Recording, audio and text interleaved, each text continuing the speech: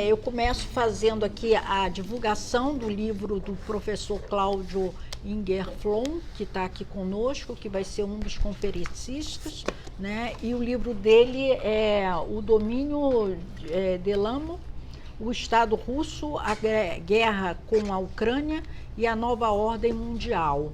Então, quem tiver interesse em comprar o livro, procurar o Matheus, que está ali atrás, né? E tem outros livros?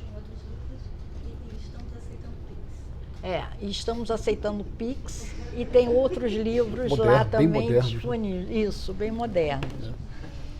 Bem, então vamos dar início aqui às nossas atividades, né? Abrindo esse evento que ganhou esse nome, a Era de Ares, reflexões a propósito do centenário do fascismo, né? Considerando o ano passado, 1922, a chegada do Mussolini ao poder, e 22, e a ideia era pensar a questão desses 100 anos, né? E a partir do fenômeno histórico, do fato histórico, mas a permanência, as transformações, as mutações da extrema-direita, né? Quer dizer, pensar a partir do fato histórico, do fascismo histórico, pensar, né, o legado da extrema-direita, as suas transformações, e chegando, né, esse momento presente, ou da última década, da ascensão de diversos movimentos e governos de extrema-direita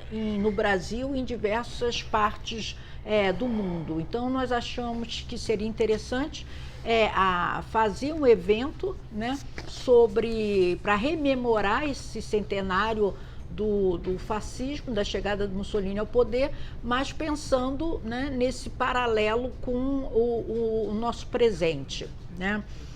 Bem, então,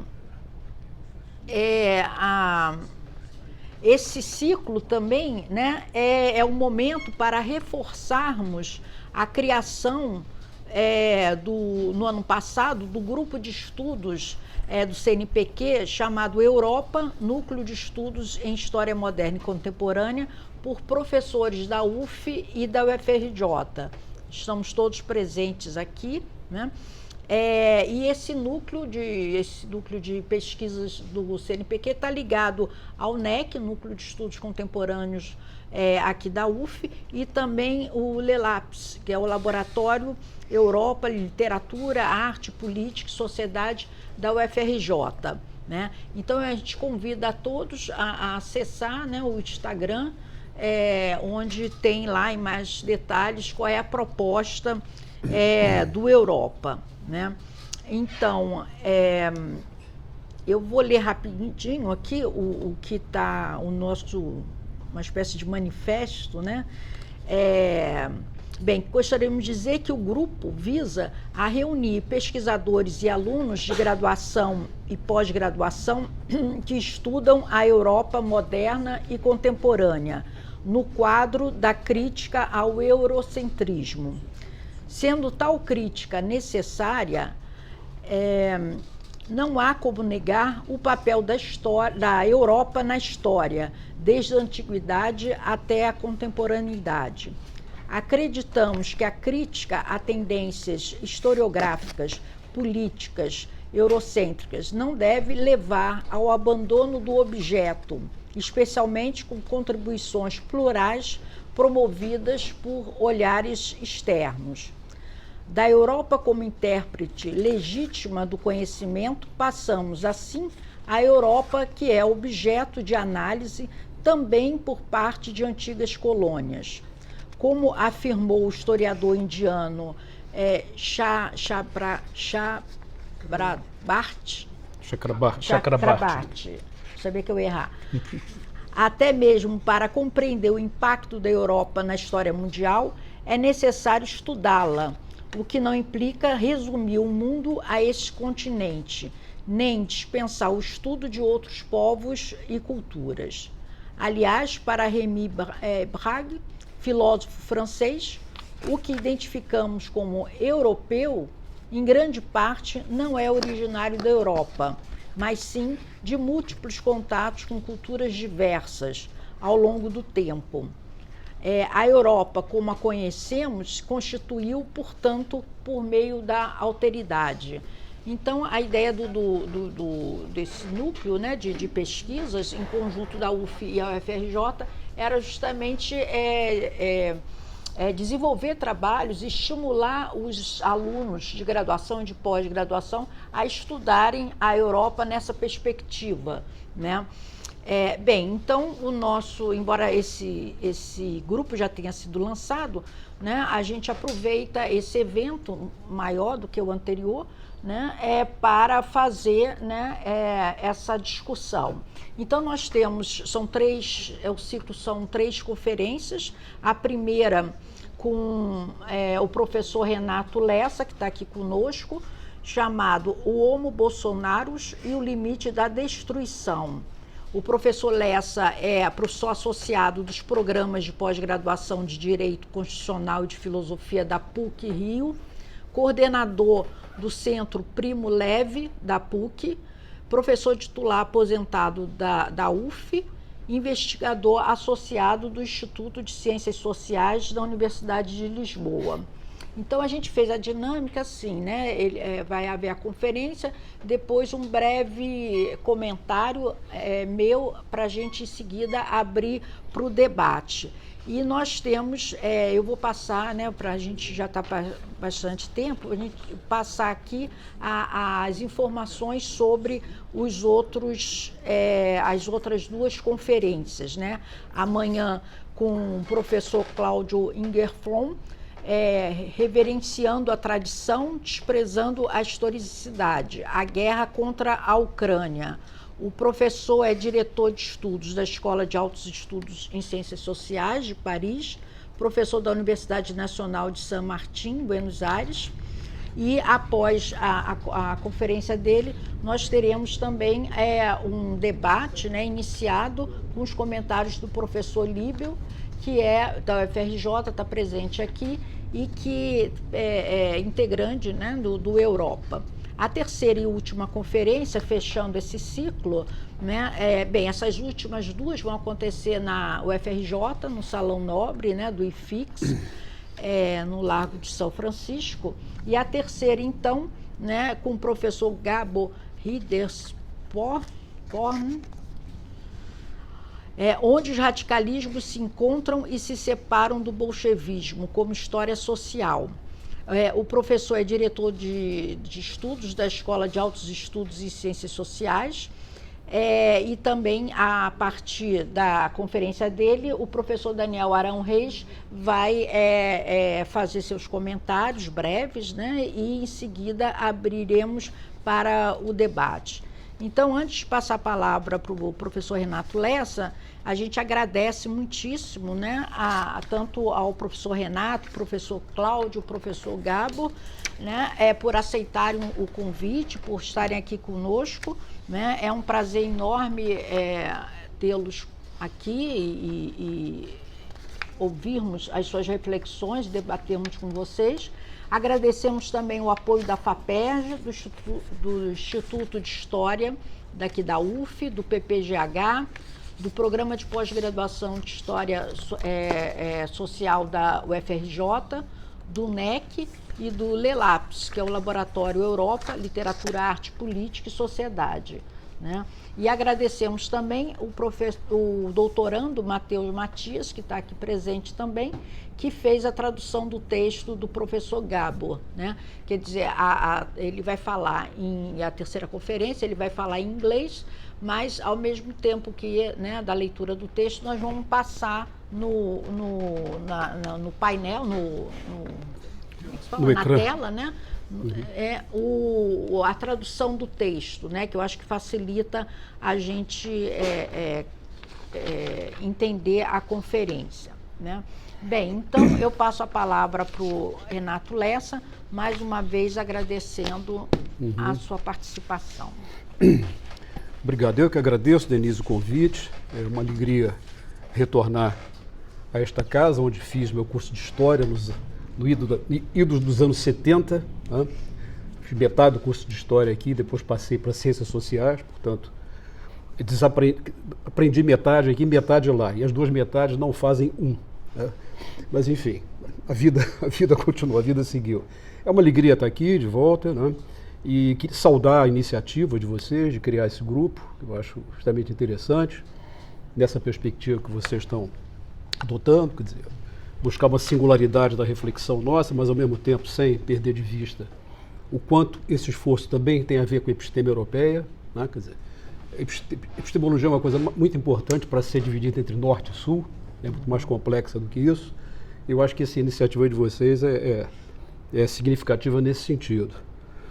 Bom, o que a Denise sugeriu, né, quando fez o convite, é que eu retomasse um texto que eu publiquei em 2019 sobre, enfim, o que acontecia conosco então, né?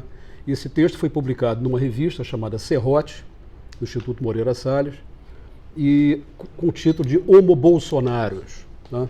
Enfim, um personagem que eu achei por bem inventar para tentar compreender um pouco o que nos assolava naquela altura, né? Então, na verdade, é uma retomada desse texto com alguns desenvolvimentos, um pedaço de texto de outros textos que eu fiz e coisas que ainda estão em gestação. Na verdade, é menos a ideia de limite da destruição e mais a ideia de horizonte. Eu queria fazer um desvio da formulação original. Quer dizer, não se trata de pensar o limite, porque pensar o limite pressupõe uma prévia definição de contorno e pressupõe também a existência de sinais de terminalidade. Quer dizer, um fenômeno dotado de limite é um fenômeno dotado de forma, de sentido, né, do que está dentro, do que está fora. E tal como eu vou tentar argumentar para uma conversa, é que o processo de destruição que foi experimentado no país, cujos efeitos ainda estão presentes entre nós, é um processo, em grande medida, amorfo. Ele não é dotado de uma forma, pelo menos, que o tornasse capaz de ser reconhecido pelos nossos instrumentos cognitivos originais, normais, né, tradicionais. Então, é o tema da destruição que eu quero trazer aqui como reflexão, como ponto de reflexão. E, na verdade, o que eu vou proceder, o que eu vou fazer é uma descrição filosófica de um processo histórico. Eu sou professor de filosofia política já há muito tempo, quer dizer, a história está no meu DNA, quer dizer, eu tenho um apreço imenso pela história, pela disciplina, pelo que meus colegas fazem, me alimento da história para pensar, mas meu ângulo de abordagem tem muito mais a ver com uma descrição filosófica de um processo histórico. Tá? Quer dizer, portanto, eu não vou estar muito preso à narração cronológica das coisas que aconteceram, que é fundamental para a gente saber do que a gente está falando, evidentemente, mas eu quero trazer um ângulo distinto, que é um pouco tentar dar forma ao que não tem forma. Como disse uma sobrevivente do Holocausto, Ruth Kluger, na sua tentativa de escrever sobre a sua memória do campo de extermínio. Quer dizer, escrever sobre o campo de extermínio era, em grande medida, tentar dar forma ao que não tinha forma. Então, diante do que aconteceu conosco, sem, evidentemente, os efeitos dramáticos do exemplo que a Ruth Kluger trouxe, é um pouco isso, né? Um processo, um acontecimento que escapava dos nossos mecanismos usuais de representação. Certo? Eu trago sempre, nessa reflexão, uma referência ao filósofo francês Lyotard, né, no livro chamado Les Différends, no qual ele definia o Holocausto como um terremoto que destruiu os instrumentos de mensuração de terremotos, né? E do ponto de vista da ciência política, que foi uma disciplina que eu frequentei há muito tempo, e já não frequento mais, embora tenha a memória dela, todos estavam absolutamente seguros e certos de que o Brasil tinha uma democracia consolidada, de que o processo político era normal, havia um parlamento, sistema partidário, enfim, eleitorado, enfim, todos os indicadores diziam que o Brasil era uma das maiores democracias do mundo, né? Como se uma ideia metafórica, vaga e imprecisa, que é a ideia de democracia, pudesse ser mensurada pelo número de eleitores. Já temos aí um problema conceitual grave. Mas essa pretensa acumulação de conhecimento, ela ruiu diante de várias coisas que aconteceram. Então, um pouco em torno da ideia de destruição, dos desafios cognitivos que isso pôs, né, que eu quero refletir um pouco aqui com vocês. Tá? E eu preparei um texto, que certamente não vai dar tempo que eu leia ele todo, tá? Mas, enfim, eu encurtei, mas ele ficou além do tempo que a gente vai estar. Então eu vou começar pela leitura da conclusão, certo? Porque a conclusão eu quero ler, eu quero ter tempo para falar da conclusão. Então eu vou começar pela conclusão, certo? E depois da conclusão eu retomo um pouco o que eu vou falar. Na verdade, a gente, quando escreve livro, faz isso, né, Denise? A gente escreve primeiro a conclusão, né? Depois escreve o livro necessário para fundamentar a conclusão. E, em último lugar, faz a introdução, né? Pelo menos é o que eu ensino para os meus alunos nos cursos de metodologia. Comecem com a conclusão, escrevam, depois façam a introdução. Então, vamos para a conclusão. Há cerca de 4 anos, quando eu comecei a refletir e escrever a respeito da destruição imposta ao país a partir de 2019, comecei pela recusa de dar o nome a seu principal operador. Dei-lhe, na verdade, um não-nome, em um artigo na Folha de São Paulo, antes da posse. O não-nome era o inominável. Um ato, por certo, ficcional, de pô-lo fora da linguagem, ou ao menos fixá-lo no lugar reservado pelos sistemas linguísticos ao que não pode ser dito e acolhido no horizonte semântico comum, o espaço pré-linguístico dos indiscerníveis. Mas não é disso que se trata. Negar a coisa à perspectiva do nome vale bem como sinal de náusea ética e ou estética. Não obstante, os meios físicos, as coisas, subsistem ativas e indiferentes à recusa do abrigo conceitual. A recusa de dar o nome à coisa não aboliu, infelizmente, a coisa. Há, contudo, mais do que idiosincrasia e tolice nessa recusa a nomear. Na verdade, há espanto diante da enorme dificuldade de lidar com algo que se mostra exatamente como é. O assim chamado bolsonarismo não tem o que esconder do ponto de vista de seus elementos constitutivos, embora o tenha do ponto de vista penal. Mostra-se tal como é. Diante da morte, não escamoteia. Transforma-a em evidência incontornável do curso natural da vida. Vocês devem lembrar disso, né?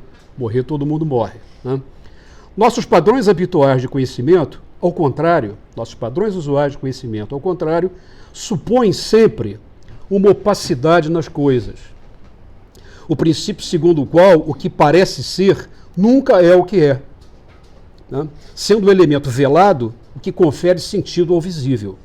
Lembremos do Dr. Marx, né? Se a essência e a aparência das coisas se confundissem, toda a ciência seria supérflua. Então tem uma certa atração pela opacidade como elemento importante. Trata-se, evidentemente, de um atavismo gnóstico, indisfarçável, e presente em uma atração pelo velamento. A seu serviço, a lógica conceitual consiste em revelar aquilo que o fenômeno esconde e não manifesta, como descrição de si mesmo ou do seu modo de aparição. Mostrar-se como se é consiste em algo extremamente perturbador. Um quadro valorizado na experiência dos afetos, né? Espontaneidade, pregnância, corporeidade, né? Lugar de abrigo fácil de ocorrências sem nome, portadores do seu próprio sentido, instantâneas, situacionais, né? Em mote distinto, e na perspectiva aberta pela filósofa norte-americana Elaine Scarry, em obra memorável, aprendemos o quanto a não opacidade está presente na experiência da dor, o quanto é irrecusável e abriga o mais fundo sentimento possível de certeza. O modelo da dor constitui a dinâmica dos eventos destrutivos, cujo efeito de verdade reside de modo direto nos seus impactos imediatos. O conceito conferido, como ausente e distante, não lida com a verdade inscrita no ato e nos efeitos. No mais, chega com atraso. Não pode deixar de ser um acréscimo pós-factual. Quando chega o conceito, os efeitos já lá estão. Topografias de ruínas, escombros e expectativas destruídas. No que eu desenvolvi no texto, na verdade é a conclusão, então, no que precedeu, que não precedeu nada ainda, vai preceder. Mas vamos lá, no que precedeu, pretendi indicar algumas das fissuras abissais por meio dos quais a destruição fez seu trabalho de afundamento. Fez e segue a fazer, pois há um efeito de inércia nos seus feitos. Mas não se tratou de conferir à figura da destruição qualquer dimensão metafísica ou sublime. A despeito de si mesma, ela pode e deve ser desconstruída. O termo, na verdade, vale mais como sinal, como seta, né? Semiótica, como seta, apontada para tentativas de erradicação da malha normativa que no Brasil, desde a Constituição de 88, prefigurou uma forma de vida específica, um tanto quanto confusa, mas também digna e de algum modo democrática. Então, essa é a conclusão, né? Tem um pouco do que eu vou dizer e depois de ouvirem o que eu vou dizer, talvez algumas coisas da conclusão possam fazer mais sentido. Então, eu começo pela questão do nome, né? Bolsonarismo é um significante de uso recente, fixado na linguagem política brasileira. É um termo referido a uma circunstância, ela mesma desprovida de conceito. A coisa a qual se atribui o nome em tela pode ser tomada como um fenômeno sem conceito.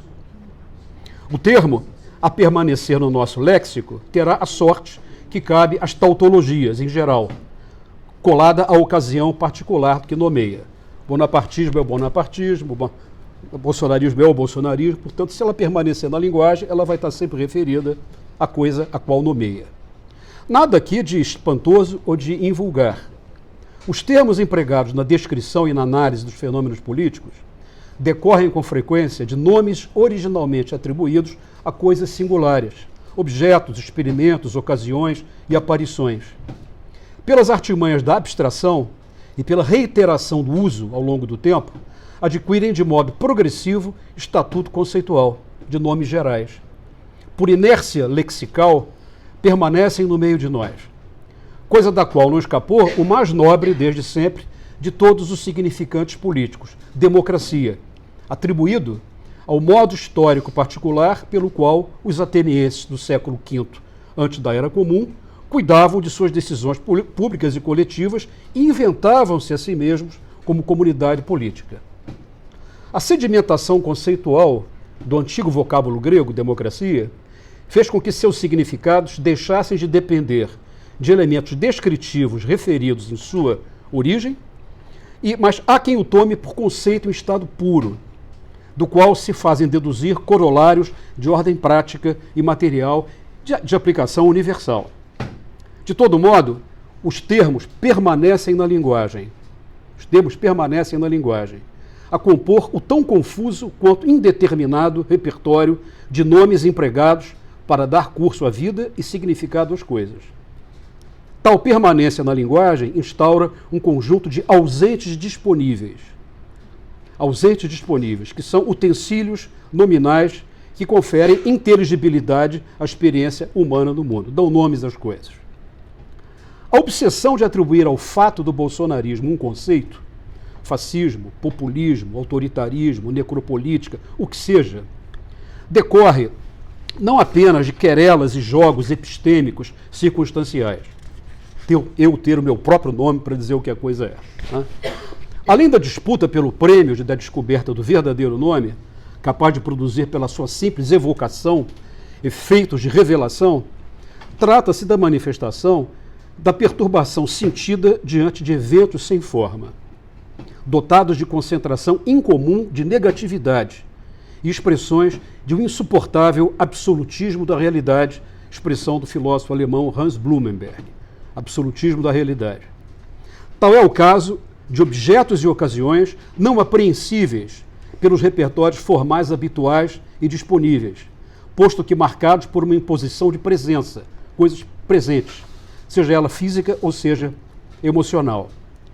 Diante de circunstâncias não precedidas por qualquer reconhecimento formal, a propensão à fabricação conceitual representa um recurso de autoproteção, um aspecto instintivo da atividade simbólica dos humanos, propiciador de um sentimento de familiaridade diante do inaudito. A lógica da autoproteção, por meio da atribuição conceitual, é fascismo, é autoritarismo, é sei lá o quê, atribuição conceitual, quer dizer, a lógica da autoproteção por meio da atribuição conceitual segue o modelo do preenchimento de uma expectativa. O conceito aplicado à coisa age como indutor de previsibilidade. Somos preenchidos por meio desse salto alucinatório por um sentimento de saber o que se trata. É mesmo o caso de reconhecer que o valor psicológico do conceito excede seu valor cognitivo. Julgo que o assim chamado bolsonarismo não possua uma história intelectual e nem sequer uma história política que o elucide. Deve antes ser mostrado por meio de uma história natural ou de uma história dos seus efeitos de destruição, ou ainda por meio de uma história de suas passagens ao ato. Sua figuração histórica exige tomar como ponto de partida a narração dos efeitos de um trauma. O objeto, ou o nome em questão, destruição, não está aqui a ser declinado como conceito. Vale, antes de tudo, como recurso semiótico e metáfora negativa. Algo como rótulo sobreposto ao recipiente para indicar que ali abrigamos registros de coisas extremas. Destruição. Destruição é o nome que se dá à destruição. Mais do que abrigar uma cifra capaz de revelar âmagos profundos ou projetos, cabe mostrar suas circunstâncias e áreas de incidência. Os fatos primários são comuns, são legionários. O que eu vou tentar fazer a seguir não é tanto enumerar esses fatos, mas fazer uma apresentação não exaustiva das configurações mais gerais sobre as quais os operadores de destruição exerceram seus efeitos, com destaque para os temas da vida e da linguagem. Esses dois domínios como domínios eleitos para tentar detectar configurações de destruição. Mas do que se trata, afinal? Terá isso um nome que, proferido, dá-nos a ver a coisa, sem que a sua revisitação, a ida às coisas, ao mundo, se imponha como necessária? A despeito da perplexidade diante do inaudito, o impulso de nomear as coisas é inevitável.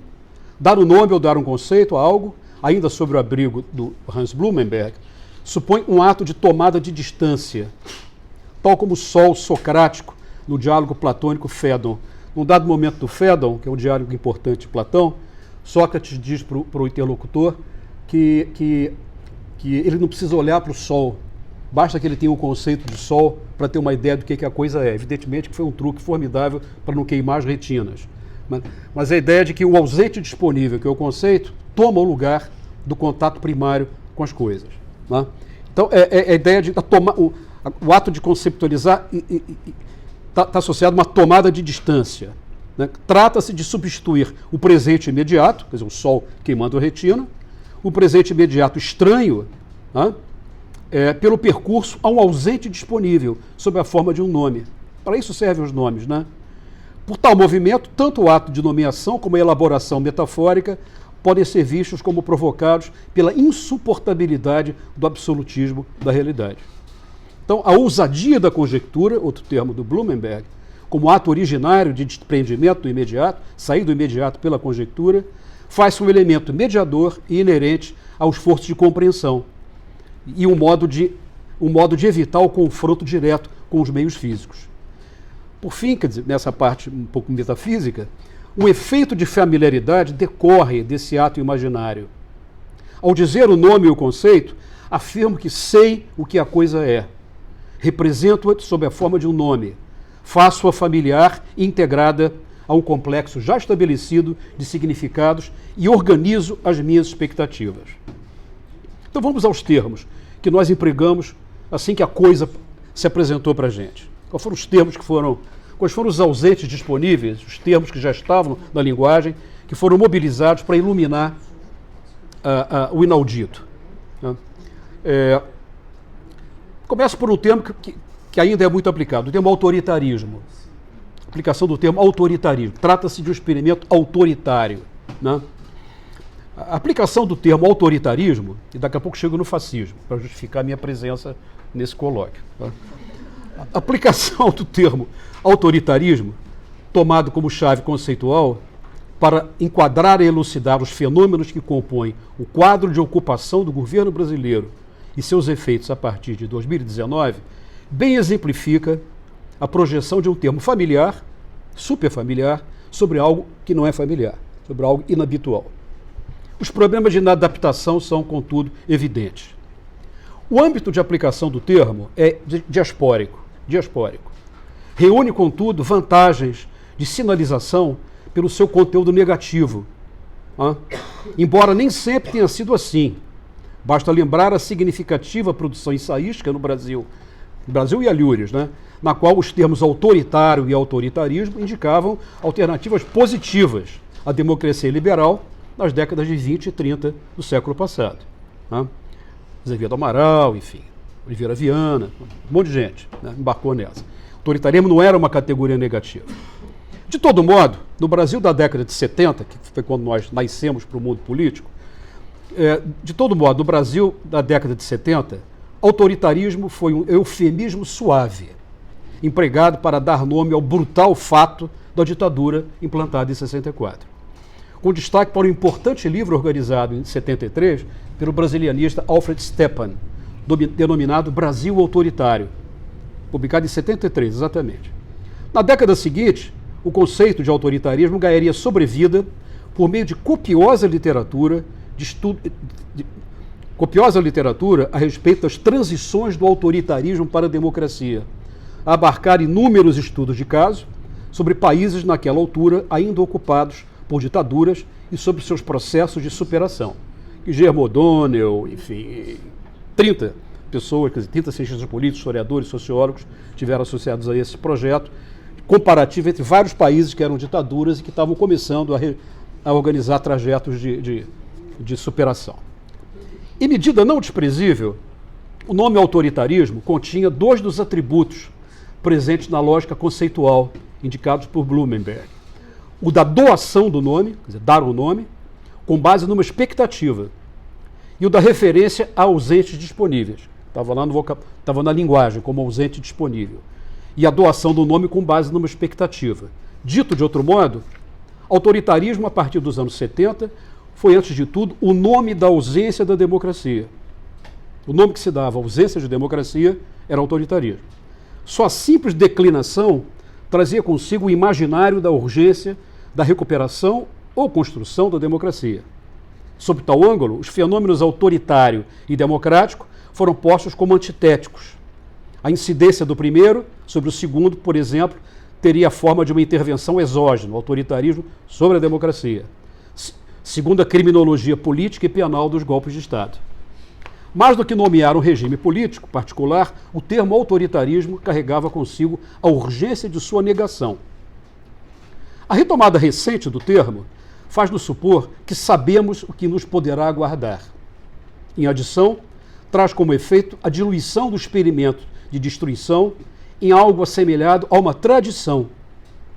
O assim chamado bolsonarismo seria, na verdade, um capítulo, ainda que o mais escaleno de todos, de uma tradição autoritária, o que lhe semanticamente atribui o lugar de uma reiteração e não de uma novidade. Seria, portanto, um objeto, em princípio, elucidável,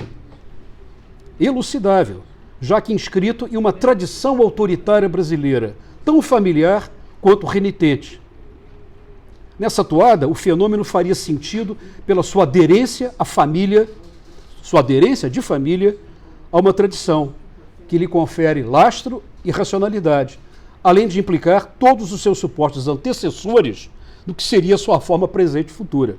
Então, se Bolsonaro, então, Oliveira Viana, Azevedo Amaral, coitados, pobres, eram só conservadores e tal, enfim.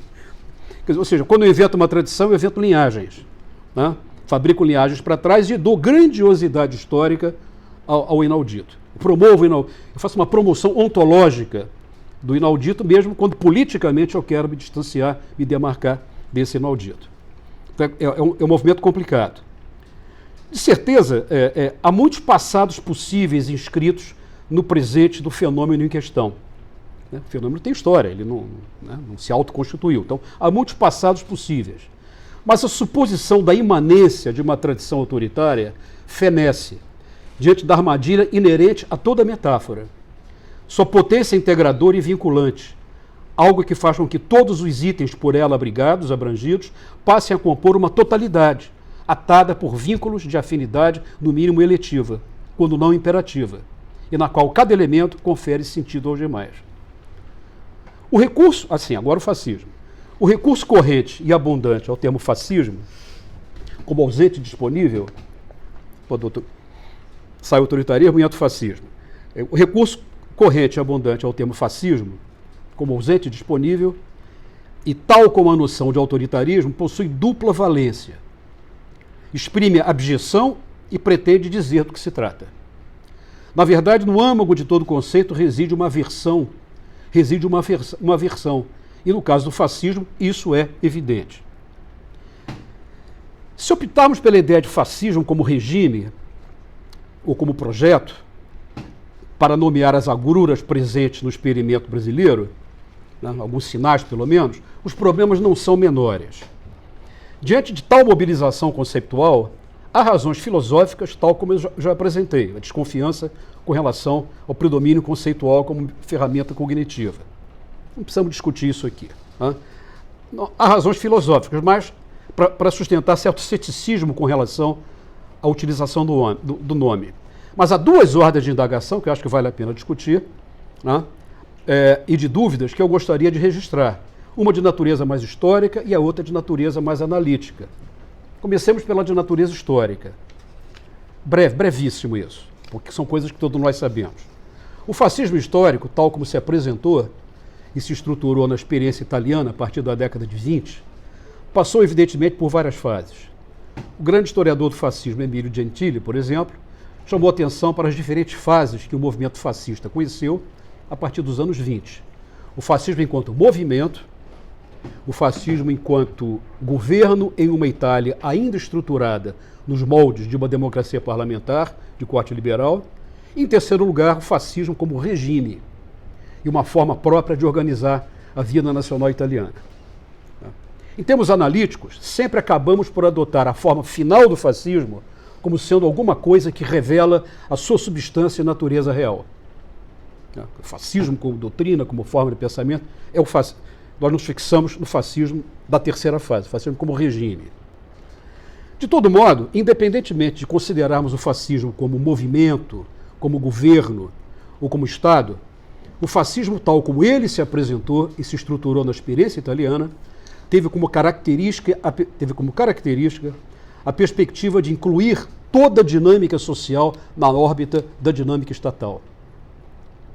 Desse modo, podemos fazer uma aproximação frouxa, mas enfim, uma aproximação, né? Nem por isso menos interessante, entre a arquitetura geral do fascismo e uma certa vontade de totalização ou totalitarismo, se quisermos. No sentido de que todas as atividades sociais, toda a interação social possível significava, toda a interação social possível e significativa encontra no interior do Estado, no interior do regime, uma forma própria de inclusão e organização. Até as crianças eram organizadas nos balila. Né? Todos os italianos tinham camisa negra. Né? Quer dizer, não há atividade da sociedade civil que não fosse incorporada à órbita estatal como parte de um movimento, não mais do movimento, mas como parte de um regime. Né? Quer dizer, é o ettore scola, né? Quer dizer, na giornata particolare. Né?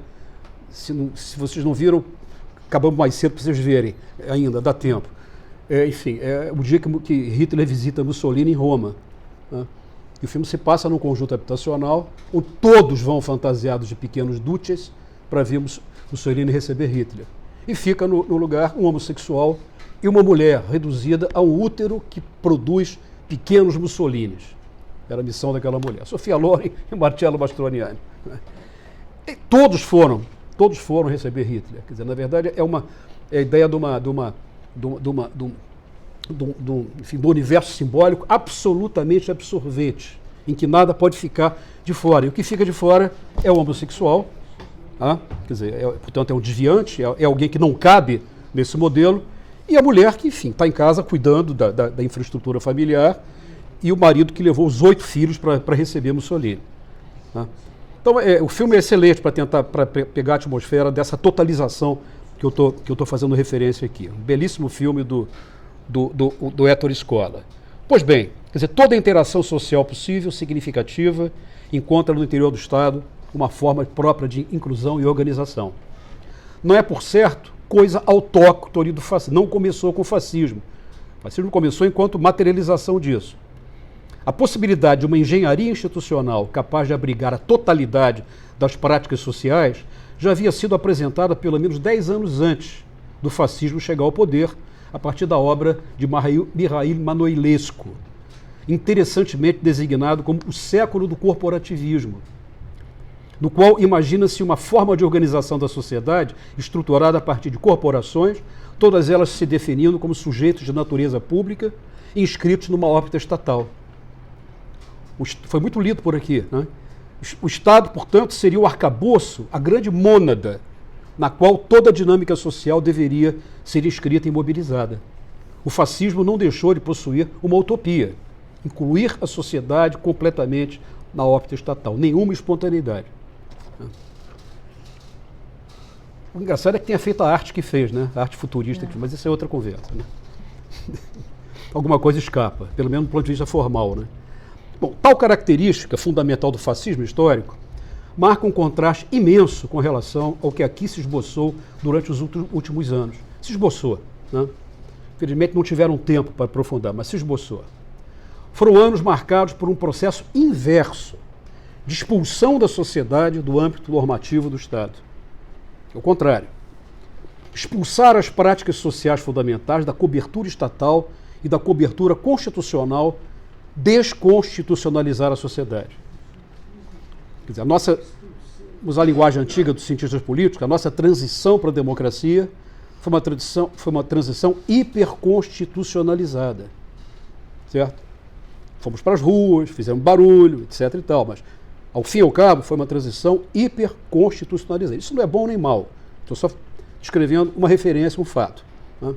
Então, expulsar as práticas sociais fundamentais da cobertura estatal e da cobertura constitucional, desconstitucionalizar a sociedade. Nesse sentido, a dinâmica aqui instalada é centrífuga. Centrífuga. O fascismo é centrípeto.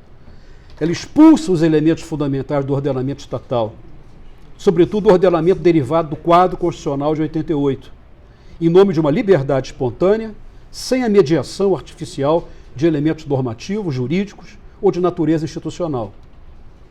Portanto, o movimento brasileiro é o inverso do movimento que o fascismo histórico fez na perspectiva da inclusão, de uma mega normativização da sociedade. O engenho que esteve em curso, segundo a minha observação, é o engenho da desconexão entre a sociedade e o Estado. Romper os filamentos. Então não se trata de pôr a sociedade dentro do Estado, mas ao contrário, devolvê-la a algo apresentado como natural.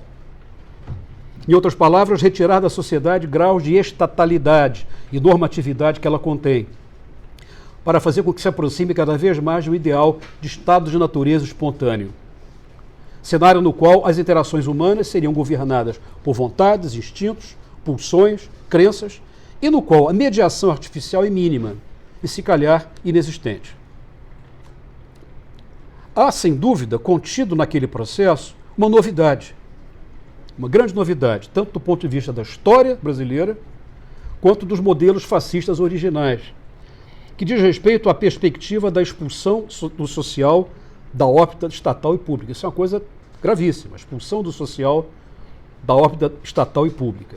Ou seja, desconexão progressiva da sociedade com relação à malha normativa e regulatória e sua, agora que é importante, sua figuração, quer dizer, desconstrução e figuração como sede de uma sociabilidade espontânea, coagulada na defesa do valor liberdade, a minha liberdade. Trata-se de cenário assemelhado à engenhosa expressão distribuição natural do poder da lavra de Raimundo Fauro, em passagem tão rápida quanto brilhante de sua obra maior, Os Donos do Poder, edição de 75, que eu estou citando aqui, obra de 58, original. Fauro, Raimundo Fauro, com essa expressão, pretendia iluminar distribuição natural do poder. Ele pretendia, com essa imagem, iluminar uma distinção entre o modo pelo qual os quadros legais e institucionais eram definidos no país e a subjacente existência de uma distribuição natural do poder político real. Designa, sobretudo, o imanente, o intertemporal da longa duração brasileira, o que permanece como imutável ao longo da história do país, Desigualdade, seu papel fulcral, não apenas na partilha de recursos econômicos, mas, sobretudo, na distribuição do poder político real, no usufruto de direitos e na estratificação de grupos sociais, gêneros e etnias. Com efeito, a distribuição natural do poder de Raimundo Fauro resulta de um longo processo denominado, muito bem denominado pelo Zé Murilo de Carvalho, como acumulação primitiva de poder. Uma bela expressão. Acumulação primitiva de poder.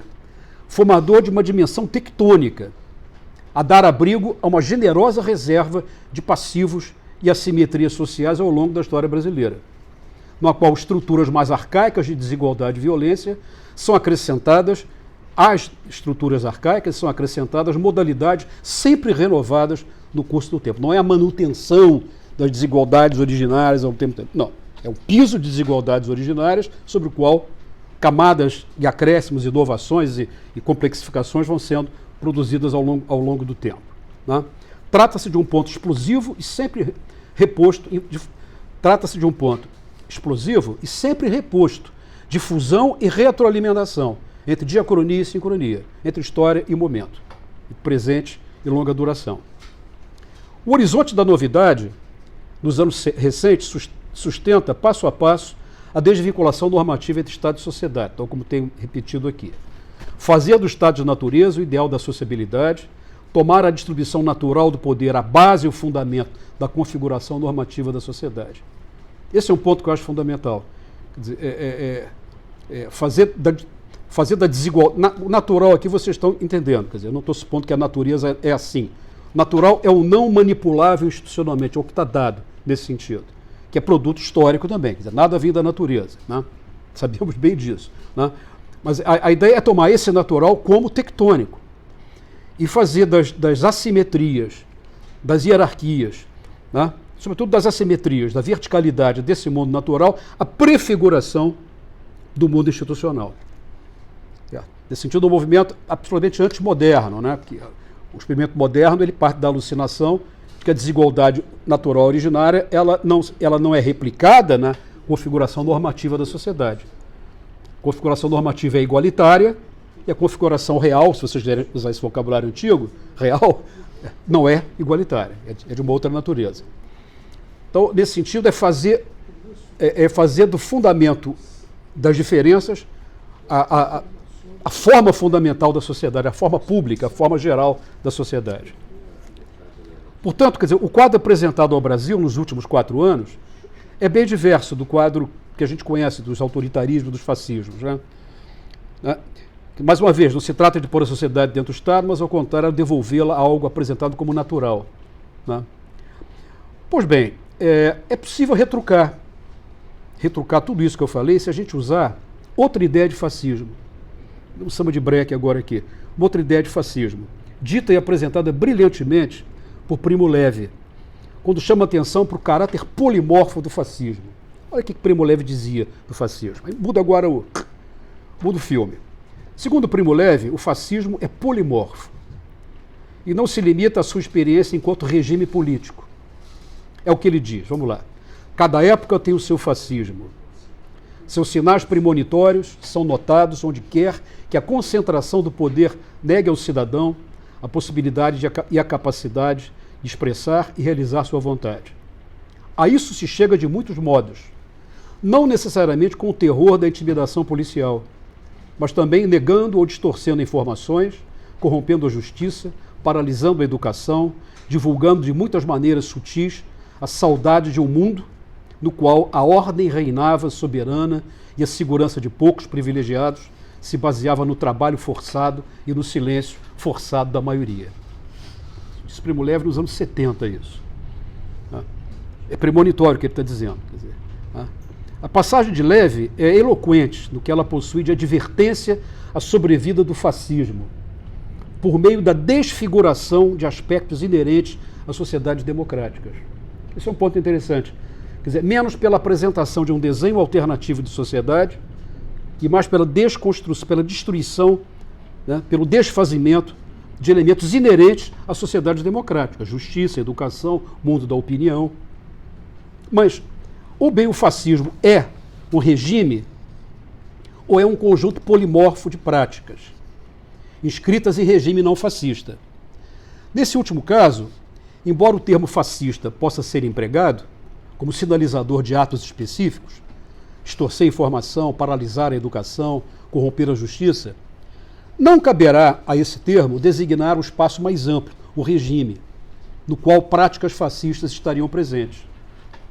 O que mais se poderá dizer é que há fascismo, né? Mas a natureza do regime que sofreu ou tolera suas práticas permanece indeterminada, à luz dessa definição polimorfa de fascismo. Na chave de Primo Levi, cada época tem seu fascismo, o fascismo deixaria de ser pensado menos como substância associada exclusivamente a um regime histórico particular, do que como forma de ação política. Passamos da substância para a forma. A observação de Primo Levi é crucial e permite-nos passar para o comentário de natureza mais analítica que eu queria fazer, além do comentário histórico. Ela parte da seguinte pergunta que vocês vão julgar bizarra, mas eu juro a vocês que eu estou falando a sério. Então não se precipitem na reação. A pergunta, à primeira vista, é um pouco bizarra, confesso. Qual é a pergunta? Afinal de contas, o que é fascista no fascismo? O que faz do fascismo uma coisa fascista? Uma maneira intuitiva de responder seria caracterizar os princípios doutrinários presentes no regime fascista. O que faria do fascismo algo fascista seria, com perdão do pleonasmo, o fascismo, enquanto sistema doutrinário ou como substância. O verbete fascismo da enciclopédia italiana, assinado pelo Mussolini, escrito pelo Gentili, ministro da Educação. Está lá. Aquilo seria o fascismo. Parece-me, contudo, que quando designamos certas, por exemplo, práticas políticas da extrema-direita brasileira ou italiana, e o modo pelo qual seus atores se comportam como fascistas, não que não sejam, não estou propondo que deixemos de fazê-lo, essa é uma outra questão, conversamos depois sobre isso. Mas quando designamos, olha os fascistas, nós não estamos necessariamente mobilizando o ideário substantivo vinculado à experiência dos regimes fascistas, mas um tipo de comportamento político associado ao uso dos meios físicos, da ação direta, da violência e uma cultura eliminacionista. Na verdade, é um fascismo sem metafísica, é um fascismo dos fatos. Quer dizer, na verdade, tomamos como indício de fascismo o comportamento, a forma da política, sem indagar a respeito da substância, porque a forma é a substância nesse caso. É como se o que fosse fascista no fascismo não fosse tanto a sua substância, enquanto modelo de organização da sociedade, e muito mais uma forma de ação no espaço público. Nesse caso, se o fascismo estiver de modo predominante na composição da forma da política, não haveria nele traços completos de originalidade. Se fosse o caso, não haveria no fascismo traços completos de originalidade, já que o uso da violência contra inimigos, a proliferação de concepções eliminacionistas a respeito dos inimigos e a própria afirmação de que há segmentos que podem e devem ser eliminados da vida política e da convivência social não são elementos autóctones originários do fascismo histórico, tal como emergiu no século XX. Coisas assemelhadas estiveram no meio de nós, por exemplo, compondo um vasto repertório de recursos de dizimação, intimidação e destruição. Penso em várias coisas. Penso, por exemplo, no estado permanente de guerra, da história colonial brasileira. Penso em Canudos. Penso na dizimação continuada de vidas que compõem a nossa normalidade. Se as formas de ação e de expressão da extrema-direita entre nós se assemelham aos modos de ação e de expressão do fascismo e dos fascistas, enquanto atores presentes no processo italiano dos anos 20, não se deve descurar do fato de que tem uma história e vida própria. Uma rica retaguarda histórica acumulada, sempre reposta e complexificada, que lhe proporciona uma representação natural da vida brasileira. Julgo que a forma política da extrema-direita entre nós define a sua própria substância. Não está associada ao desenho de uma ordem alternativa, ela não tem a perspectiva da inclusão compulsória da sociedade no âmbito do Estado, tal como a lógica dos regimes fascistas exigia, e até dos autoritarismos, vamos pensar a ditadura.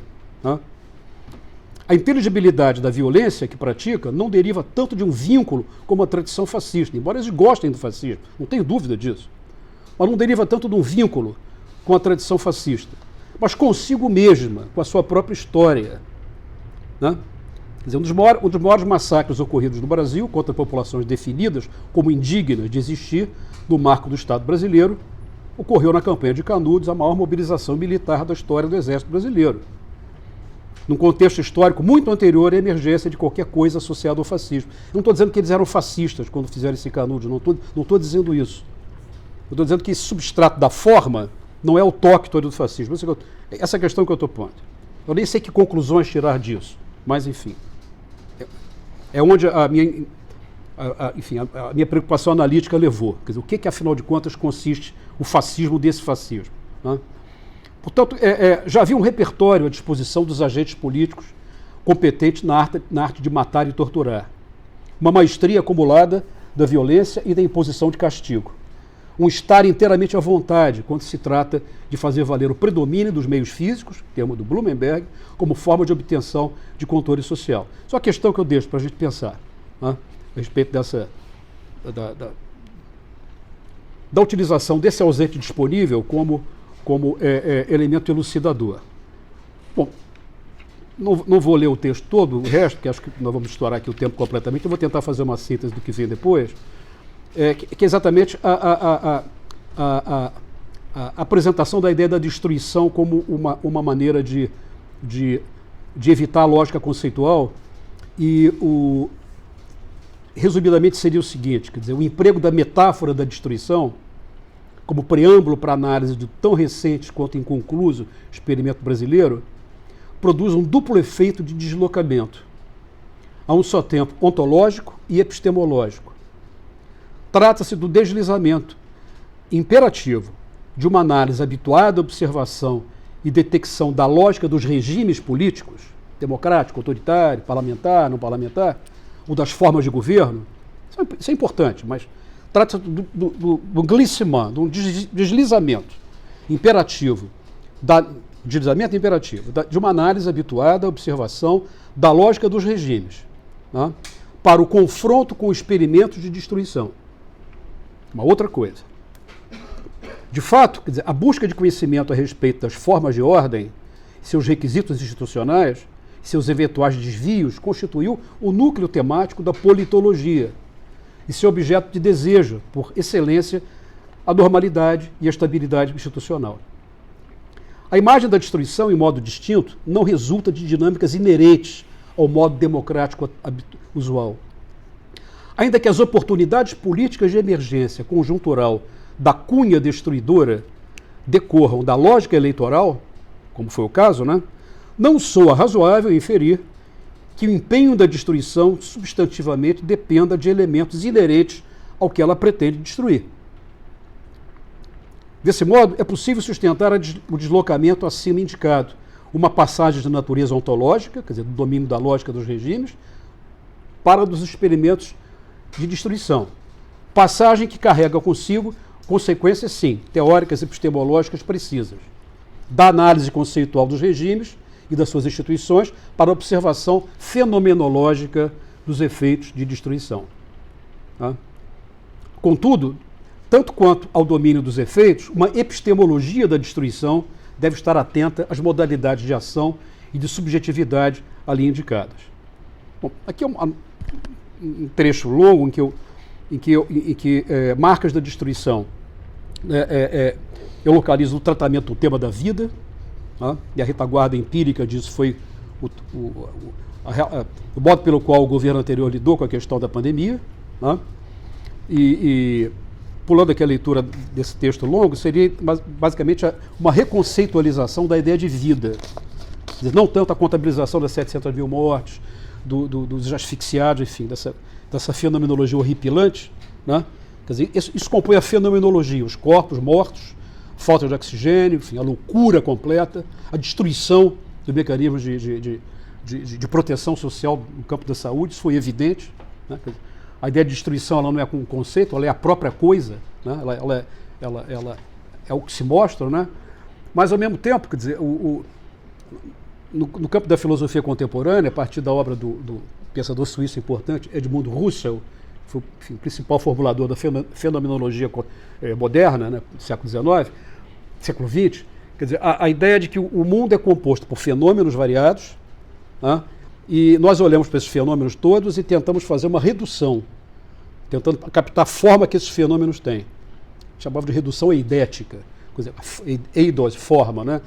Fazemos uma redução no sentido de, sei lá, eu coloco aqui vários retratos de pessoas e depois eu desenho uma bola aqui, um traço assim, e um traço assim. Tá? Ninguém é assim, certo? Duvido que vocês tenham visto alguém na rua andando dessa maneira. Mas esta é a redução eidética que eu faço de todos os rostos que compõem aqui a nossa reunião. Né? Então, é a ideia de que é possível, da variedade, procurar fazer uma investigação sobre a forma. Só que esse pensador era um racionalista, enfim, via da tradição cartesiana, ele achava que a consciência que tinha essa forma. A nossa consciência revela essa forma. Enquanto que na lógica que eu estou desenvolvendo, quer dizer, são as metáforas que configuram essa forma. Essas formas são dadas metaforicamente. Então, a forma presente na variedade dos atos de destruição, nesse caso, teve a ver com uma requalificação do tema da vida, que deixa de ser pensada na ordem normativa, moral e jurídica e passa a ser pensada no campo da biologia, né?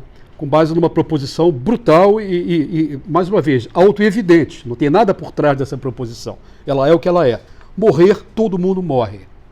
Morrer, todo mundo morre. A morte é um fato da vida. Né? Quer dizer que a morte é um fato da vida numa pandemia significa propor um deslocamento da ideia de vida de uma esfera normativa, jurídica e regulada para uma esfera da natureza. É a natureza fazendo das suas. Isso nunca aconteceu. Isso nunca aconteceu. Quer dizer, isso é um sinal de uma mutação, de uma novidade. Né? Enfim, novidades nem sempre são boas, algumas são horrorosas. É uma inovação, né? Na inclusão do termo vida no conjunto normativo que configura a sociedade brasileira. Então, tem mais coisas escritas aqui sobre isso, mas na essência o tema da vida entra aqui como uma configuração possível, na qual nós podemos testar a presença dessa dimensão, que não tem a ver com regime político, não tem a ver com o desenho de uma nova sociabilidade, tem a ver simplesmente com desatar, com desfazer, né? com desregular, com soltar. Né? E por fim, quer dizer, para dar um pouco... Tem outro comentário também que acho que vale a pena fazer nessa coisa da morte, né? Que é da vida e da vida como vida biológica, que a vida representada a partir de metáforas biológicas, ela deixa de ser um atributo vivido de maneira... um atributo vivido no plano do comum, daquilo que é comum. Certo? Cada organismo tem uma vida biológica. A vida definida desde o século XVII pelos filósofos contratualistas Thomas Hobbes, John Locke, Spinoza, toda essa gente, a vida definida pela filosofia moderna, ela não é biológica. Ela está inscrita em direitos naturais, na metafísica, depois no direito propriamente dito, no preâmbulo da Constituição brasileira, certo? Nos capítulos de cláusula pétrea que definem, vamos ver o que é a vida, segundo a Constituição de 88, o que é necessário para a vida. Então, desconstitucionalizar a vida é fundamental para uma ideia de levar a vida para o domínio da pura biologia, que é o domínio da fragmentação, né? O domínio da separação. Então, o efeito disso, a gente sente o efeito disso quando relê ou lê A Peste, do Camus, que é um livro obrigatório para pensar isso daqui, quer dizer, um livro formidável. Vocês devem ler toda terça-feira, assim, de 8 às 9h30, ler um pedaço da Peste do Camus. É um livro formidável, quer dizer, a peste que assola uma cidade no litoral da Argélia, Oran, e um médico, Dr. Rieu, né, que começa, enfim, a agir, quer dizer, fazer o possível para lidar com aquela situação, né, e o que fica claro nesse trajeto do Dr. Rieu é a percepção da peste como um mal público, o comum da doença. O comum da doença. E a ideia de que o comum da doença ele vai ser vencido pelo comum da sua superação. Não sei se fica claro o ponto que eu estou dizendo. Quer dizer, um comum negativo e um comum positivo. Quer dizer, a doença que se abate sobre a cidade não é uma doença que individualiza corpos, ela é uma doença coletiva. ela só pode, portanto, ser combatida na perspectiva de práticas, de intervenções que revelem esse mal comum e preparam o caminho para uma construção coletiva e comum positiva. Quer dizer, quando eu desqualifico esse mal como público, como comum, na verdade o que eu estou interditando, o que eu estou impedindo é que o comum negativo da doença e o comum positivo dos cuidados tivessem relações de complementaridade, que é o que acabou acontecendo na cidade lá. Enfim, sem spoiler, tá? Mas enfim. Mas esse é o movimento do Dr. Rieu, fazer do comum da desgraça a passagem para o comum dos cuidados. Não da cura, não da solução, mas o movimento dos cuidados. E como é que, inversamente, a destruição do comum da doença está associada ao desfazimento do comum dos cuidados. Isso tudo acho que está presente nessa perspectiva de negação do comum, que tem a ver com essa ideia, com esse modelo de dissolução dos nexos. Tá? E, por fim, quer dizer, a última coisa que eu queria acrescentar nessa reflexão é o fato de que esse experimento não só tem uma metafísica negativa terrível, quer dizer, não tem metafísica nenhuma, tem brutalismo como metafísica, né? Ele também produz um homem novo. Né? Eu lembro da adolescência, o homem novo, né? El hombre nuevo, né? Queríamos criar e tal, enfim. Os fascistas também têm um homem novo, né? Quer dizer, há umas passagens interessantes da literatura fascista, né, que valeriam a pena aqui mostrar, quer dizer, a ideia do como é que o experimento de reconfiguração da sociedade gera um novo tipo de sujeito. Estou falando do homem no sentido, como falávamos a antiga, tá? Enfim, um animal humano, né? E a ideia de que todo experimento coletivo trabalha com um protótipo determinado, né? O sujeito liberal, o sujeito, sei lá, o sujeito que acumula, né? Quer dizer, o homem propenso à troca, né? O animal laborans, né? O animal que fabrica o instrumento de trabalho do Dr. Marx. Quer dizer, ou seja, toda teoria política, toda filosofia política tem uma antropologia, né? Tem uma definição de natureza que está ali, humana que está ali sustentando. Qual seria a definição de natureza humana desse experimento de destruição? É aqui que entra a figura do Homo Bolsonaros, né? Que é a ideia de que quadros dessa natureza produzem subjetividades determinadas. Certo? Não se trata só de quadros institucionais, quadros culturais de maneira mais abstrata, mas subjetividades que significam o quê? Possibilidades, pautas de ação social. Tá? Então, quer dizer, depois eu posso dar indicação para vocês do texto, onde isso está mais desenvolvido. O que eu quis fazer foi uma espécie de redução também fenomenológica. Eu não estou dizendo que essas pessoas estão andando na rua, não, embora depois de 8 de janeiro eu tenha a percepção de que essas pessoas estão andando na rua é real, absolutamente real. Mas vocês viram aquilo, né? Quer dizer, o que era aquilo, né? Aquilo não era uma multidão, para começar. Era uma multidão, quer dizer, primeiro aquilo nos apavorou pela gestalt toda, pelo conjunto, pelo volume, né? Mas começamos a ver, rever, repetir. O que ressalta é a atomização completa. Né?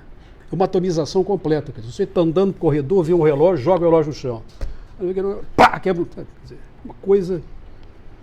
Quer dizer, evidentemente não estou dizendo que não há malignidade política, enfim, que aquilo não foi. Não é isso que eu estou dizendo. Estou dizendo a forma daquela. Quer dizer, aquelas pessoas viveram o happening libertário. Esse é o ponto. Aquilo foi o cenário de maior liberdade possível que a destruição bolsonarista proporcionou para os seus adeptos. Aquilo foi o Woodstock, né? Tá certo? Do bolsonarismo. Né? Tudo ali era possível, nada era proibido. E não era mesmo, cenas inclusive escatológicas, que não ocorreram em Woodstock. Lá havia um limite, outras coisas não podiam acontecer. Então, o que é isso? Quer dizer, eu não estou querendo criar uma caricatura de um sujeito que age de uma certa maneira, mas, na verdade, a ideia de um sujeito, e nem estou supondo que esse sujeito voltou ao estado de natureza, né? Também não é essa a ideia, mas, na verdade, é a suposição de um sujeito que adota o estado de natureza como ponto de vista. Certo? O estado de natureza não é um lugar, não é uma estação de trem que pega o trem e vai para o estado de natureza. É um ponto de vista hipotético para eu lidar com os outros. Certo? É um ponto de vista para olhar para o social e agir em conformidade. Então, o Homo Bolsonaros é esse ponto de vista. E quando eu escrevi esse texto em 19, evidentemente não tinha os acontecimentos do 8 de janeiro como referência, né? Que eu acho que só fortaleceram essa perspectiva de um festival libertário. Ali, aquelas pessoas viveram o máximo de liberdade possível. Apoteose, exatamente. Apoteose. Coitado do Darcy, né? Mas é uma apoteose, uma coisa assim, catártica, né? Se quiser, né? Quer dizer, tudo está... Isso pode ser feito novamente, que eu não estou querendo fazer profecia, não. Quer dizer, isso entra no repertório de ações possíveis, esse é um ponto fundamental. Certo? Certo? Quer dizer, Tocqueville dizia que o acaso tem um papel fundamental na história, mas depois que as coisas acontecem. Ou para citar um filósofo brasileiro, pernambucano, Marco Maciel, que eu admiro muito, ele dizia assim, que as consequências sempre vêm depois. Eu acho isso uma proposição extraordinária do ponto de vista de filosofia da história. As consequências não sei bem como, ainda tem esse proviso à la Michel de Montaigne, né? Não sei bem como, mas elas vêm depois. Ou seja, essas coisas configuram repertórios possíveis. Quer dizer, não é uma profecia de que vai acontecer de novo, mas é um possível, né? Que se coloca nos tais ausentes disponíveis. Então eu imaginei, aí concluído mesmo, um sujeito movido pelo primado da ação direta, da intimidação, né? Quer dizer, a passagem ao ato completa, né? O uso da linguagem como preâmbulo da ação, a linguagem é ação, né? A palavra não é convite à pausa, ao pensamento, à internalização da experiência, mas vocalização de uma vontade de agir. Quer dizer, o sujeito em questão é violento e convicto de que as vias de fato são oportunidade ímpar de elucidação cabal de diferendos. Quer dizer, a violência ela não é só eliminacionista do inimigo, ela elucida situações. Ela é meio de elucidação. Né? Então, o primado da ação direta. Né? Outro aspecto que eu levanto é o horror à mediação. A mediação. Mediação, o que é mediação? Mediação é uma abstração. Quer dizer, mediação é utensílio desenvolvido em sociedades, né, que as produziram a partir de abstrações, e não a partir de coisas. Abstrações do tipo, somos iguais, temos direitos iguais, equivalentes, temos direito à liberdade, à vida. John Locke no século XVII, sei lá. Né? Dr. Marx no século XIX, quer dizer, na verdade é um bricolagem dessas coisas todas que vão definindo, que acabam por definir referências abstratas que nós transformamos em utensílios. Na vida política, na luta política, na prática social, essas coisas decantam, não por si só, porque não são ideias platônicas, mas são, através da ação humana, essas coisas ganham forma, de alguma maneira. E viram coisas, né? Aí passam a ser concretas. Né? Mas a inteligibilidade da mediação exige abstração. E o experimento da destruição é tudo menos abstração. Não há uma abstração da destruição. Ele é negação da abstração. E aí, o horror à mediação não é também exclusivo, né, dessa vertente. Quer dizer, a cultura política de horror à mediação está no meio de nós desde os anos 70, 80, certo? Com as recusas da representação, da simbolização e os elogios à espontaneidade, à ação direta, né? A correlação de forças no campo da política. Quer dizer, o elogio de uma perspectiva teórica agônica, né? Democracias agônicas, portanto, que tem caracterizadas pelo ímpeto, pelo atrito, pela atrição, independente de mecanismos de mediação que são criticados como neutralizadores. Né? E eu, cá comigo, acho que há coisas que devem ser mesmo neutralizadas, mas enfim, é só uma opinião. Mas de qualquer maneira, a cultura do horror à mediação não é exclusiva, né?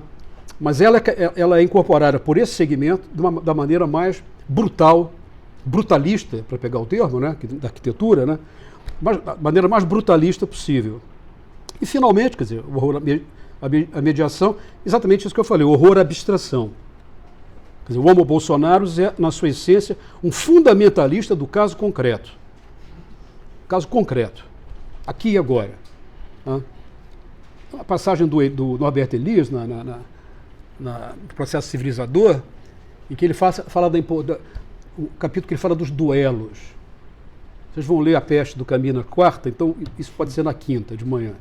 Quer dizer, e o duelo, todos os estudantes duelavam, impressionante, iam para a faculdade, para a universidade para duelar, e também uma cultura de atrição física em que era lícito para alguns sujeitos interpelar outros sujeitos. Interpelação física, chamar para o duelo. Um exemplo cabal, eu lembro quando começou essa loucura toda, ainda no governo pré-Bolsonaro, do Michel Temer, Chico Buarque estava com os amigos no Leblon, foi interpelado. Interpelar por 3 salafrários, que o apartamento que você tem em Paris, quer dizer, começaram a interpelar. Quer dizer, a ideia do direito à interpelação, né, por parte de alguns sujeitos com relação a outros sujeitos, né, e como passagem também a possibilidade do ato violento. Né. Enfim, acho que esses elementos ajudam a gente a compor isso aqui, né, quer dizer, horror à abstração, esse homo Bolsonaro, ele é um fundamentalista do caso concreto, a abstração que ele abriga, ele toma essa abstração como coisas concretas. Exemplo, Deus, pátria e família. São coisas concretas. Não são... Né? O Deus, a pátria, a família, são coisas... O copo, o celular, quer dizer, tem esse mesmo estatuto ontológico, são coisas concretas. E, portanto, sendo concretas, são referências pré-políticas, inegociáveis. Esse é um ponto, trazer para a cultura política premissas inegociáveis, porque absolutamente verdadeiras. Aí a dificuldade imensa que tem de entender como é que instituições desprovidas de poder material, nós, por exemplo, cortes constitucionais, por exemplo, podem sobrepor-se a mandatários populares e à força das armas. Só em sociedades alucinadas como as nossas, certo? Detentores de poder simbólico, né, subordinam os detentores de poder físico, militar. Né? Essa foi uma bela alucinação. Né? Pena que não tenha sido levada às últimas consequências, mas está aí, é um disponível, é um contradisponível para esses elementos aqui que eu estou chamando a atenção. Tá? Bom, há vários outros aspectos, enfim, podemos deixar para conversa. Tem um que eu acho que eu estou desenvolvendo, que é a ideia de palavra podre. Quer dizer, como é que a destruição pode se dar também pelo campo semântico, né? Quando a palavra, a linguagem, ela deixa de denotar coisas, deixa de nomear o mundo e passa a vocalizar vontades e violência, né? Violência não é qualquer violência, não. Eu não vou dar exemplo porque nós somos pessoas sensíveis e não devemos ouvir tudo. Os exemplos são... Eu tenho um banco de exemplos que é uma coisa assim, escabrosa. Não vale a pena, não vale a pena. Acreditem em mim, são coisas horrorosas. Né? Que ditas entram, se tornam palavras de termos disponíveis. Termos disponíveis. Pela infestação da linguagem. Então a ideia de palavra podre, né? Quer dizer, a podridão das representações através da infecção, agora a metáfora da pandemia, né? Através da inoculação da linguagem ordinária por termos desse tipo. Cujo efeito fundamental, aí juro que termino, o efeito fundamental é dissipar, destruir uma fina camada tácita que toda a sociedade tem, a dimensão tácita, fininha, ninguém vê, mas está o tempo todo aqui. Como é que eu sei que existe essa camada tácita? Tá? Quando um sujeito desse entra aqui, vamos supor que um homo Bolsonaro vem nos visitar, para saber quem é esse sujeito que está falando de mim, então ele entra aqui para saber o que está sendo dito sobre ele. Diz uma coisa determinada, horrorosa, a nossa reação vai ser, mas como é que alguém pode dizer uma coisa dessa? Agora, como é que alguém pode fazer essa pergunta? Como alguém pode dizer uma coisa dessa? Essa pessoa só pode fazer essa pergunta se ela funciona a partir de uma certa camada tácita que determina coisas que podem acontecer e coisas que não podem acontecer. E essa camada tácita ela não é refletida, ela não é explícita, a gente não para negociar. Né? Oi, como é que você vai? Como é que está a sua camada tácita? Não tem isso. Ela está ali, ela é um on. Né? É um on. Né? É uma coisa mínima, muito dissipada, e que quando ela é destruída, o que ela faz? Ela faz com que as interações não tenham nenhuma suposição que as anteceda. É o predomínio do caso, do caso concreto. Quer dizer, o caso concreto toma o lugar, né, do caso imaginado, da camada tácita, né, da elaboração simbólica, por esse caminho.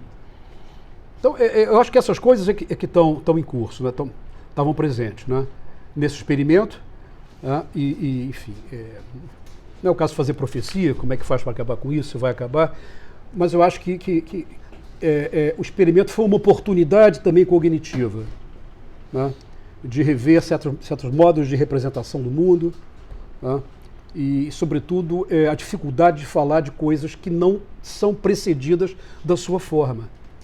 Como é que nós lidamos com coisas não precedidas pela sua forma? A maneira mais usual é dar-lhes uma forma conceitual. Tá? E o efeito que isso provoca em mim, quer dizer, uma certa calma, quer dizer, ainda que a coisa seja horrorosa, eu sei do que se trata. Né? Uma indução de organizo a expectativa a partir de uma suposição de que sei como é que as coisas são. Tá? E a minha sensação, quando eu comecei a mexer nessas coisas, é de que a retina verá melhor, nesse caso, se olhar para o Sol. Esse é o ponto, para pegar a historinha lá do Platão, né? Certo? Não vai olhar para o Sol, porque queima, vou para o conceito. Né? Certas coisas exigem observação, daí a ideia de uma fenomenologia da destruição, né? como imperativo. Mas, enfim, tem muita coisa ligada a isso, se a gente tiver um tempo de conversar, eu posso falar um pouco mais, mas resumidamente é isso, né? Eu acho que a ligação com a discussão do fascismo é essa, levantar essa questão, né? Que eu acho que não é uma refutação absoluta da questão, mas é um problema, né? Porque a questão do Primo Levi permanece viva, né? Quer dizer, a ideia da possibilidade de um fascismo polimorfo, né? Mas se formos por aí, temos que seguir a pista que ele indicou, que também é fenomenológica, né? Não é tanto um conceito de fascismo, mas a detecção das práticas, que é a proposta que ele tinha, né? Detecção das práticas. Ir lá enfrentar os negacionistas, ir às escolas falar dos campos de extermínio, quer dizer, ou seja, na linha de frente, né, da coisa. Né? Obrigado a vocês. Tá?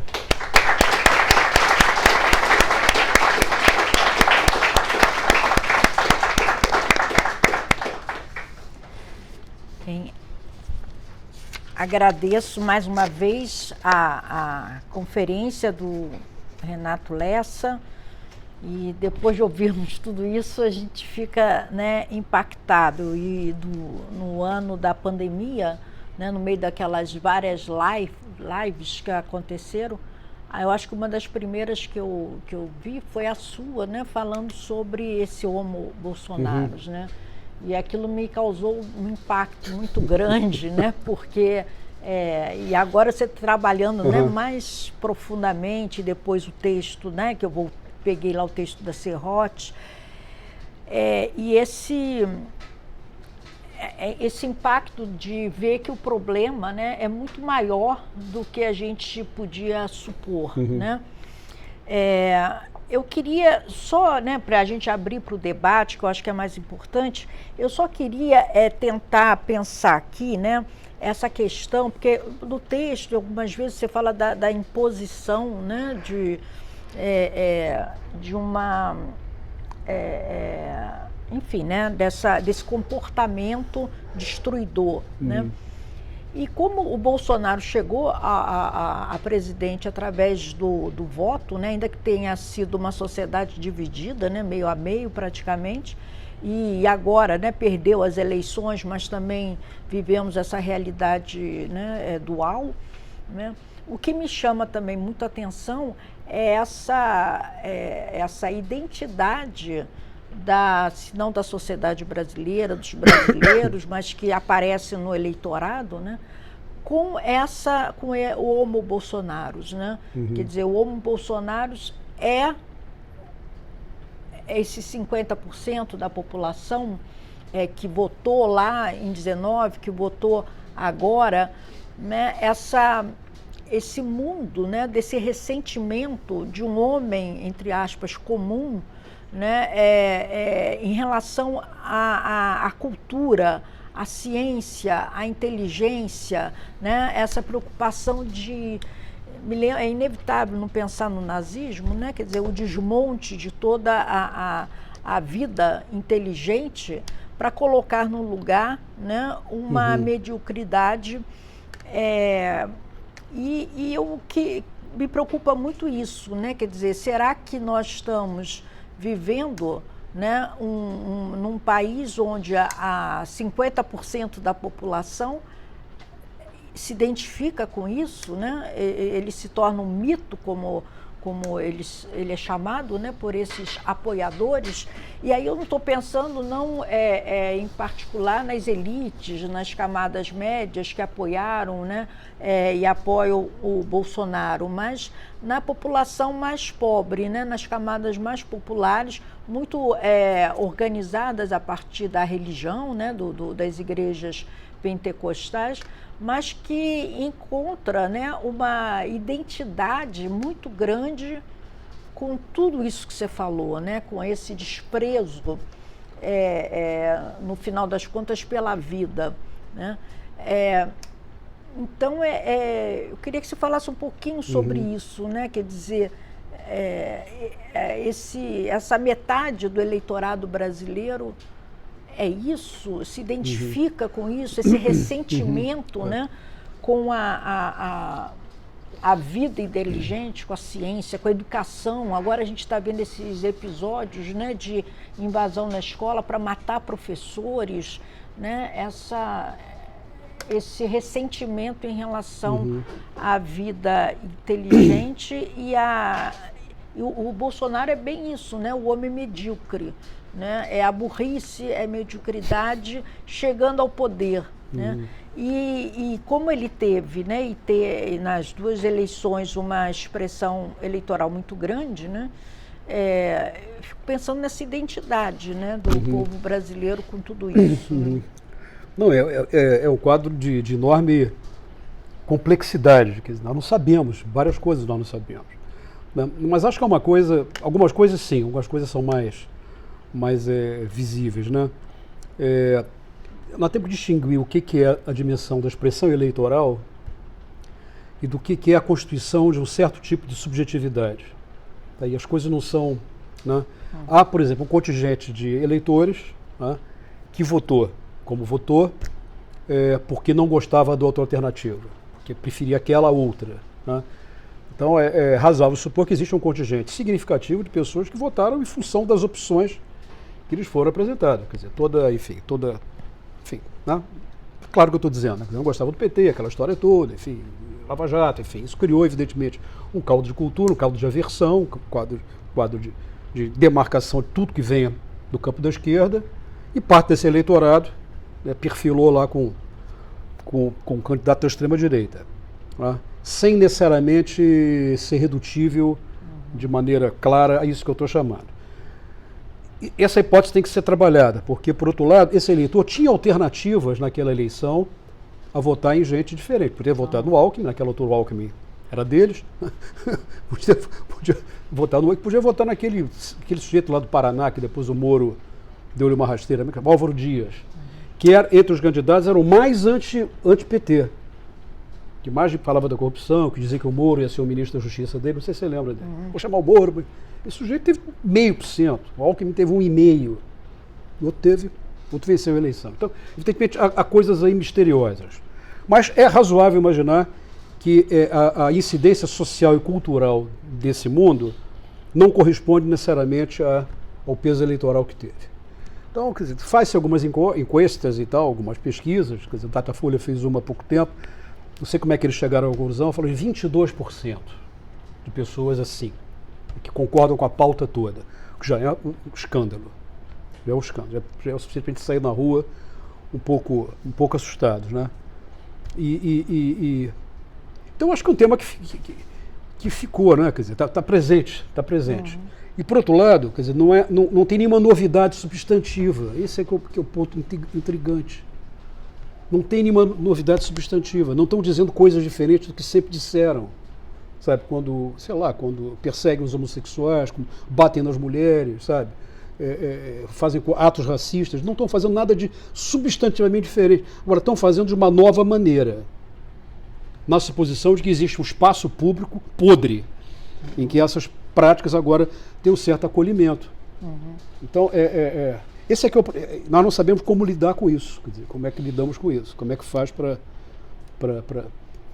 desfazer isso. Agora, o fato que eu acho que é perturbador é a presença de um núcleo, né, dotado dessa disposição, quer dizer, ou seja, um núcleo que se autorrepresenta como tendo direito a uma liberdade plena, a minha liberdade. Quer dizer, o Flávio Dino outro dia falou uma coisa muito interessante aquela terrível, aquilo realmente podia ser proibido para menores de 83 anos, aquela sessão na comissão da Câmara de Segurança Pública. Uma coisa inenarrável, não sei se vocês todos viram, não precisa ver não, é uma coisa inenarrável, quer dizer, um país que tem um negócio daquele realmente é da gente começar a fazer quadros abstratos, sabe, ir para a Escola de Belas Artes e fazer pintura abstrata, é uma loucura. Um sujeito da bancada da bala começou a pressionar o Flávio Dino, dizendo, isso é uma posição política de vocês que querem acabar com as armas e tal, acabar com a nossa liberdade de ter armas. O Flávio Dino, olha, quero explicar ao senhor, eu sei que há pessoas que gostam de armas, eu respeito, o senhor adora uma arma e tal, o problema é seu e tal, mas eu quero dizer o seguinte, ninguém no Brasil tem liberdade para usar arma. A arma, ela é conferida a algumas pessoas através de um porte de armas que o Estado concede. Então não há uma liberdade natural de se usar armas. Ele explicou isso de uma maneira absolutamente didática, que é exatamente isso, quer dizer, demarca claramente o que a autorrepresentação que esses sujeitos fazem da liberdade que todos eles aspiram a ter. Tá? E a contraposição é dela, não é uma liberdade, isso não faz parte do meu catálogo de liberdade.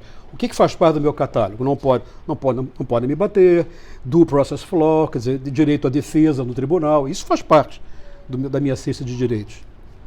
Agora, isso não significa que, daí, propriedade privada também, a gente pode ter tudo isso, né? Daí não se segue o fato de que todos nós temos um direito natural, lockeano ou jeffersoniano, de portar armas. Agora, como é que desfaz essa coisa? Pelo esclarecimento iluminista da população, campanhas educacionais, quer dizer, eu não sei. Eu estou escrevendo uma coisa agora a pedido, né, do Adalto Novaes, que sempre me dá angu de caroço para escrever. Ele queria que eu fizesse um ensaio sobre a burrice. Né? Eu falei, porra, burrice.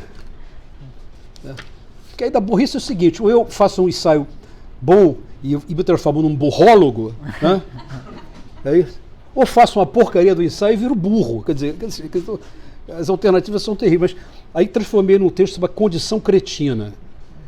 É tentar pegar isso um pouco, quer dizer, a ideia de uma condição cognitiva tratada de uma maneira que não inferiorize o sujeito pouco inteligente. Quer dizer, a burrice não como condição de uma falha, de uma deficiência de caráter individual, que isso até existe, mas não é esse o ponto. Mas a ideia de uma maneira de lidar com a certeza.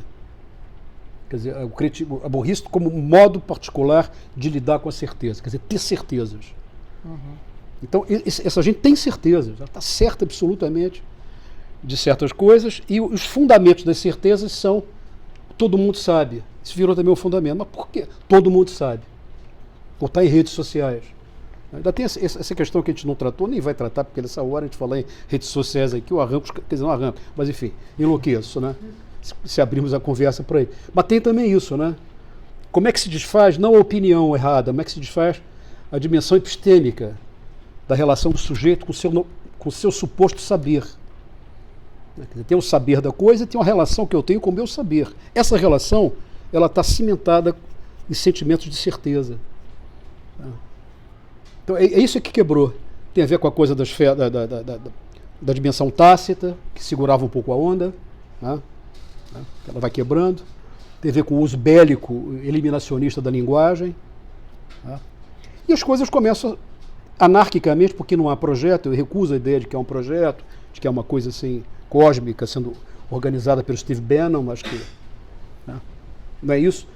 Mas as coisas, como o Marco Maciel diz, as consequências vêm depois. As escolas, né? As crianças indo com facas para a escola, né?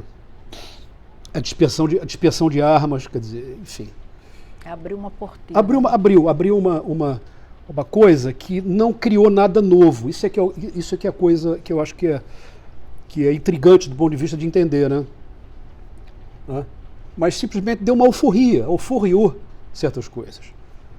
Né? E a gente vinha numa acumulação, quer dizer, numa certa sedimentação cultural à esquerda do que o país realmente é. Também é isso, né? Certo? Nós tínhamos a representação da cultura brasileira, sobretudo a cultura feita pela elite cultural, né?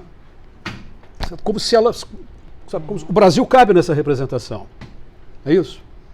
Tá? Tropicália para cá, bossa nova, cinema novo para cá, quer dizer, isso foi um pouco seria a nossa mônada, né?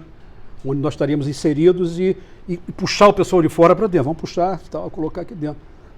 Quer dizer, de repente, quer dizer, a ideia de que essa acumulação cultural, ela foi à esquerda do país real, em certo sentido. Se calhar tinha que ser mesmo, não estou dizendo que foi um erro, não, tinha que ser assim.